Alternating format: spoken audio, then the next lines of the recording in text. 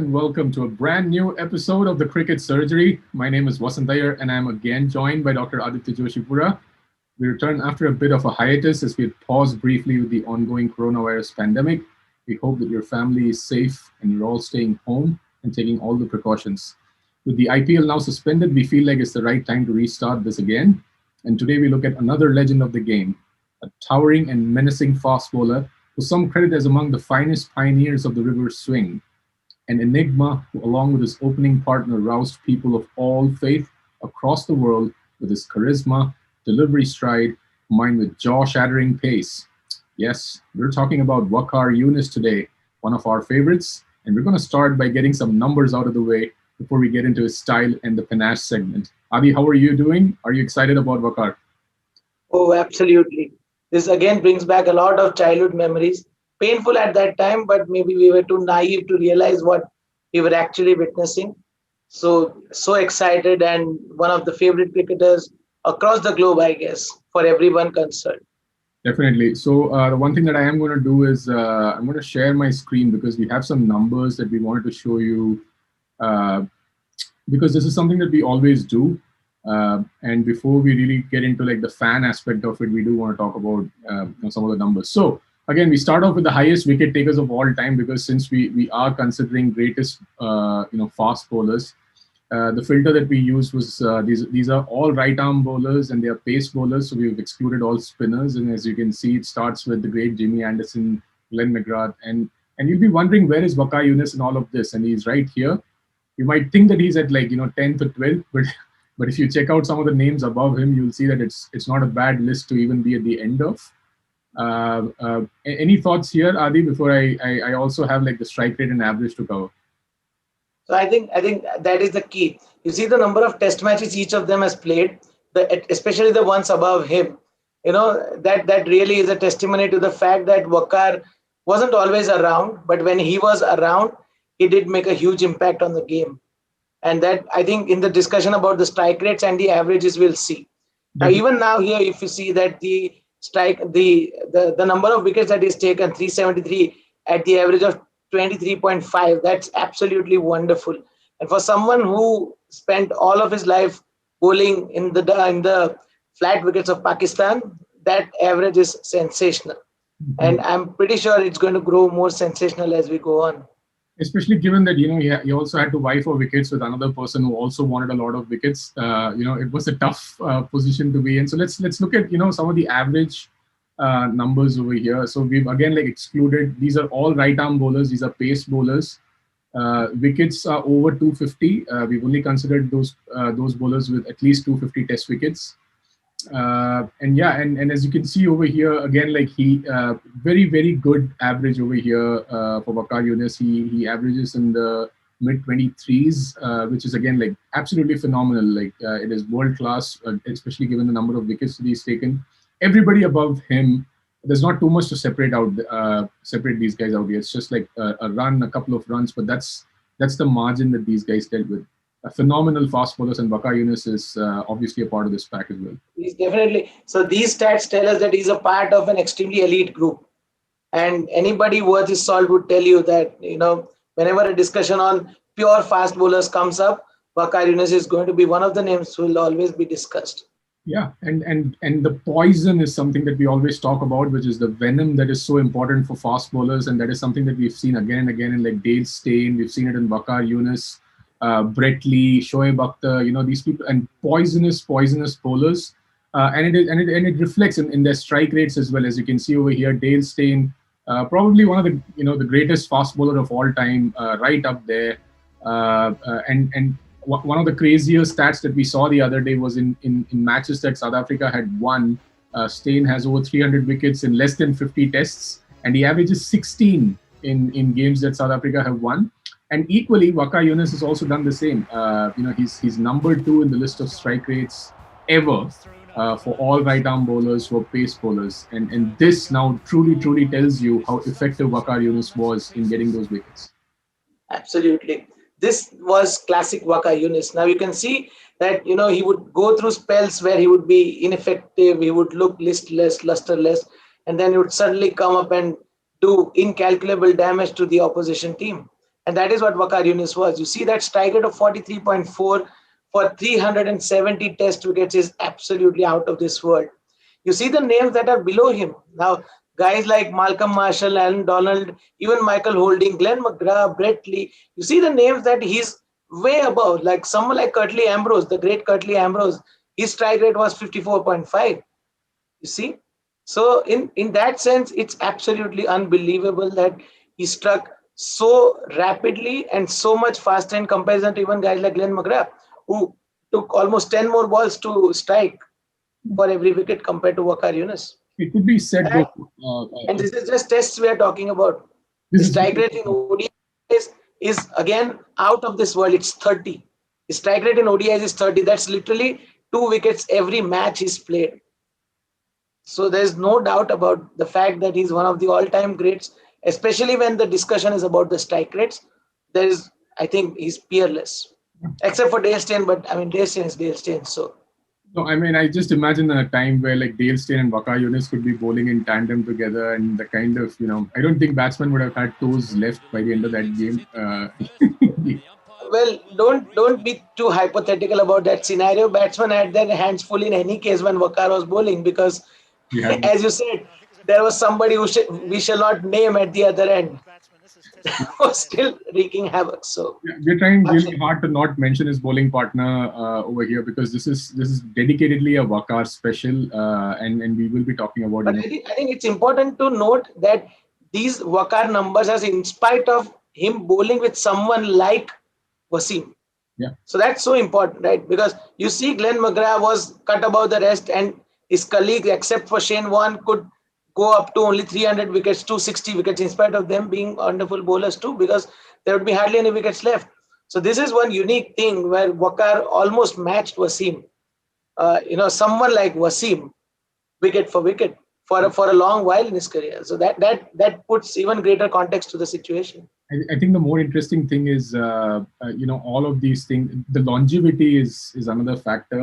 We've seen like some of the other great fast bowlers, such as like James Anderson, Stuart Broad, even Glenn McGrath. All of these guys played or are still continuing to play over 150 tests.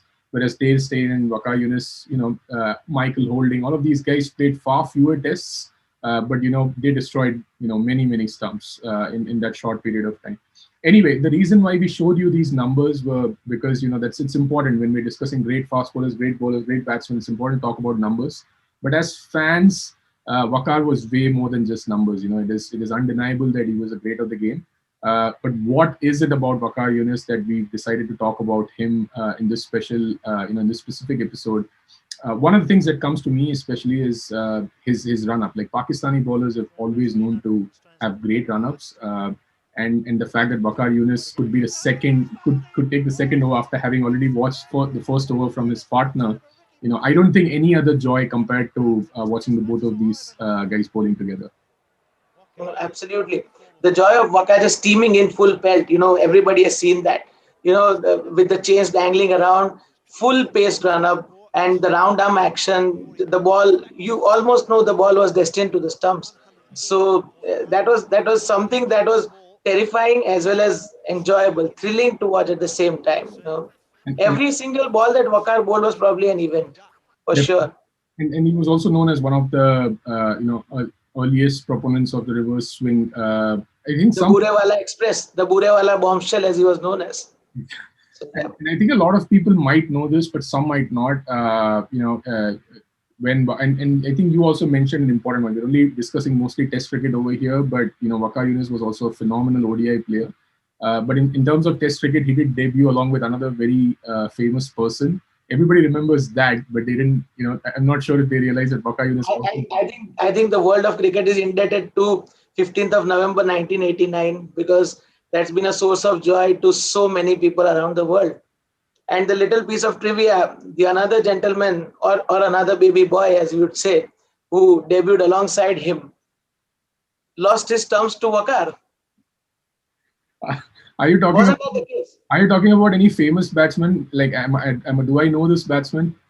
Moderately famous Sachin Tendulkar with a middling record. Oh, so I've heard of this guy. Yeah. So Sachin, in his very first Test innings, lost his middle stump to Waqar, who was also in his very first innings as a bowler. So that's one small piece of trivia that's a bit magical. In Yeah. fact, the way Waqar got into the test team was also something very, very interesting. Again, as is the case with all Pakistani fast bowlers of the 80s, it was the great Imran Khan who first noticed Waqar Yunus. And he was supposed to go to the ground to see Waqar play, but due to some bad back issues, Imran couldn't make it. Luckily, the Pakistani domestic match was being shown on TV. And as soon as Imran saw Waqar, he told Waqar directly, "You are going to Sharjah with me." And he took him to Sharjah, had him sit around, and then when India came knocking in 1989, gave him promptly his debut, the age of 18. So and the pace was right there. And when Imran Khan tells you that you are going to make it big, you really know you are going to make it big. Yeah. And then he got to bowl along with Imran Khan and some other famous bowlers as well. Again, we're just trying to not mention their names today. The fact of the matter remains that some of his most memorable performances have come across the format, right? So he's not like known as a Test specialist or an ODI specialist. He's just a very, very good cricketer. Me personally, I think when we were kind of discussing these numbers, we were looking at which grounds has Waqar performed the best at, or which countries has he done the most well in. India, obviously he didn't get a chance to play too much in India. He's only bowled a total of about 100 overs combined.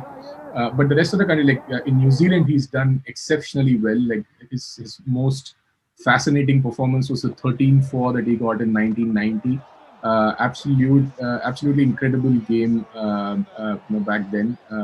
But obviously there are some crazier spells like the 6 fours and the 7 fours that he's got in ODIs that are also equally remarkable. Do you remember any of them specifically? When it comes to test, I think the world knows it and everyone knows it that 1992 Pakistan's tour of England was probably the peak Wasim and Waqar. Pakistan was on a high, having won the World Cup. Imran Khan had just retired. Javed was the captain, and they had come to England with a reputation. And England suddenly discovered the magic of reverse swing.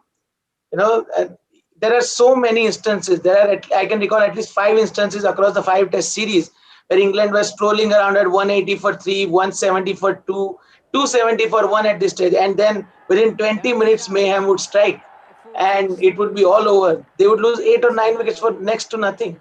Michael Atherton, Alex Stewart, Graham Hick, those guys absolutely lost their marbles at what was going on. The ball would swing corners like crazy.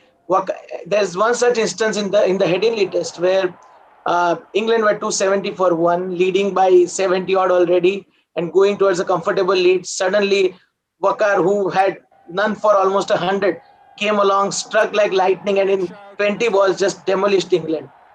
So that is another aspect of Waqar Yunus that I think we should talk about.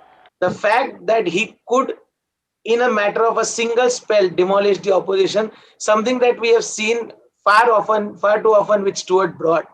There are spells that he might look listless and then he would just suddenly run through the opposition. I think the reason why that has happened is something that you can show in the next slide.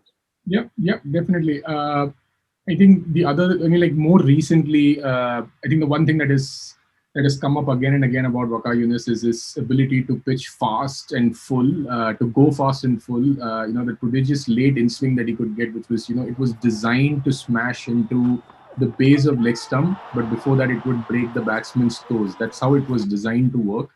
And his surging run was such a glorious. I think in among more recent times, our Indian bowlers have also taken this approach, pretty well. Like Mohammad Shami is a bowler that comes to mind, who's emulated a lot of Waqar Yunus' success now. He bowls, he runs in really fast. The run-up has got an uncanny similarity. Exactly. Shami is more high arm. Waqar was probably more round arm, but the run-up has got a lot of similarities. I think Waqar also had like a very strong and snappy wrist as well, coming into his like delivery stride. But again, like the full and fast aspect of it is, very reminiscent of the recent approach that India has taken, and you can see the effectiveness, in our bowling performance as well. And these are all proponents of that skill set back in the day.